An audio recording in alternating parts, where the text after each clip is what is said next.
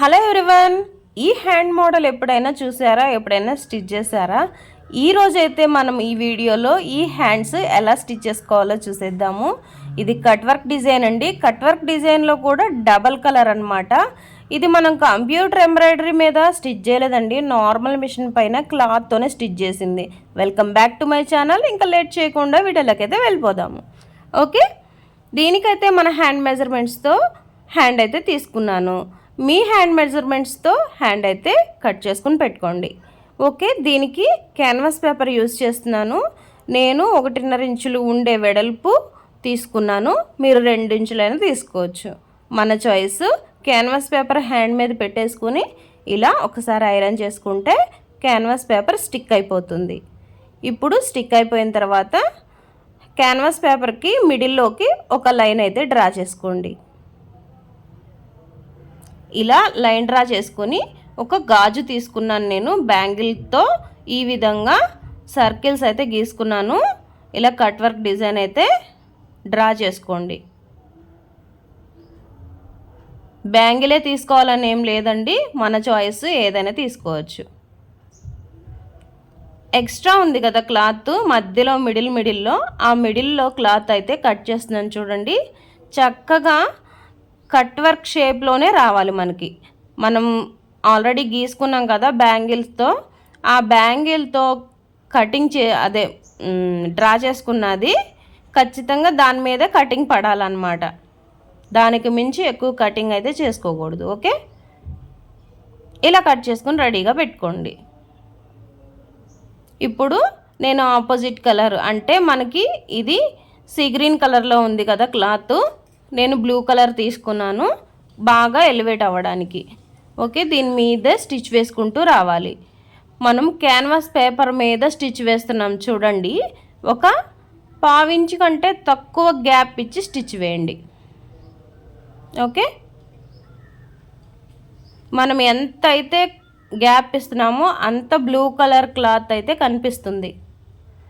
ఇప్పుడు ఇక్కడ ఎక్స్ట్రా ఉంది కదా క్లాత్, అదంతా కటింగ్ చేసుకుందాం. కొంచెం కష్టమేనండి, 1కి 2 సార్లు చూడండి, ఈజీగా వస్తుంది. ఇలా మొత్తం కట్ చేసుకున్న తర్వాత ఇప్పుడు ఒక 2 ఇంచెస్ కానీ 1.5 ఇంచ్ కానీ ఉండే విధంగా హ్యాండ్ ఏ కలర్ అయితే కట్ చేసుకున్నామో ఆ కలర్ క్లాత్ తీసుకోండి. నేను 2 ఇంచెస్ తీసుకున్నాను. మన హ్యాండ్ కలరే తీసుకోవాలండి, ఆపోజిట్ కలర్ తీసుకోకూడదు. ఓకే, ఇప్పుడు దీన్ని కట్ వర్క్ ఆల్రెడీ స్టిచ్ చేసుకున్న దాన్ని తీసుకెళ్ళి ఆ 2 ఇంచెస్ ఫ్యాబ్రిక్ మీద పెట్టుకొని క్లాత్, మిడిల్ క్లాత్ అంటే బ్లూ కలర్ క్లాత్ అనేది ఈ విధంగా ఫోర్స్గా లాగండి, మరీ గట్టిగా లాగొద్దులే. ఇలా కొంచెం లాగుతూ స్టిచ్ చేయండి. మధ్యలో ఏ గ్యాప్ ఉండకూడదు అనమాట. అలా అని మనం చిన్న కట్స్ కూడా పెట్టుకోకూడదు. ఓకే, కట్ పెట్టుకోకుండా మనము లాగుతూ రావాలి. నాకు ఇలా లాగుతూ స్టిచ్ చేయడం అనేది కొంచెం కష్టంగానే అనిపించింది. అందుకని నేను మీకు ఇంకో మెథడ్ చెప్తాను. ఇక్కడ వంపు తిరిగిన దగ్గర చిన్న కాట్ పెట్టుకోండి. అంటే చిన్నగా కట్ ఇస్తేనే ఏంటంటే మీకు కొంచెం ఈజీ అవుతుందని. మరీ అంత ఈజీ ఏం కాదు, కొంచెం కష్టమైన హ్యాండే.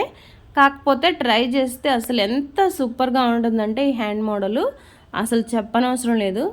మనం దీనికి ఏం చేయకుండా జస్ట్ ఇలా కట్ వర్క్ వేసే చక్కగా నీట్ ఫినిషింగ్తో ఇవి చేయొచ్చు కస్టమర్కి. ఒకసారి వేసి చూడండి, మీకు నచ్చితే కనుక ఇంకా కస్టమర్స్కి కూడా వేయొచ్చు అనమాట. ఇక ఎక్స్ట్రా ఉన్న బ్లూ కలర్ క్లాత్ అయితే నేను కట్ చేసుకుంటున్నాను. ఇలా కట్ చేసుకుని ఇంకా టర్న్ చేసుకోవడమేనమాట. ఇలా టర్న్ చేసుకోవాలి. ఇటు నుంచి టర్న్ చేసేద్దాము. ఇలా టర్న్ చేసుకుని ఈ బ్లూ కలర్ క్లాత్ పైనకు వచ్చేలాగా పెట్టుకుని దీని మీదే స్టిచ్ వేసుకుంటూ రండి. మనం వేసే స్టిచ్ హ్యాండ్ మీద పడాలి, బ్లూ కలర్ క్లాత్ మీద పడకూడదు.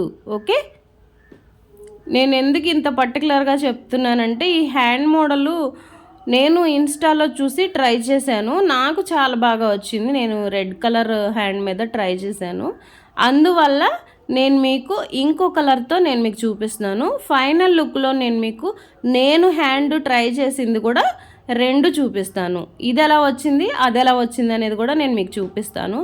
నాకైతే ఫైనల్ లుక్ సూపర్గా అయితే నచ్చింది. కాకపోతే కొంచెం కష్టపడాలి. ఇక్కడ ఇది ఉంది కదా, దీన్ని ఫోల్డ్ చేసేసి గమ్తో జాయింట్ చేసేసి ఒక్కసారి ఐరన్ చేసేస్తే ఫినిషింగ్ అయితే సూపర్గా వస్తుంది. అసలు మీకు ఎలా అనిపించింది హ్యాండ్? ఇంకెందుకు మరి, ట్రై చేయండి, ఒక లైక్ అయితే చేయండి అబ్బా.